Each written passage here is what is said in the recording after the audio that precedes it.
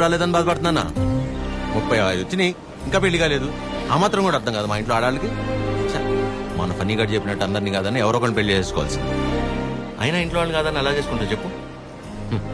ఇలా నన్ను ఎవరన్నా చూస్తే నాకు పిచ్చి అనుకుంటారేమో సూర్య. హలో చూసావా, నువ్వు కూడా ఆకాశం నుంచి హలో చెప్తున్నట్టు అనిపిస్తుంది. ఎక్స్క్యూజ్ మీ, ఇక్కడ.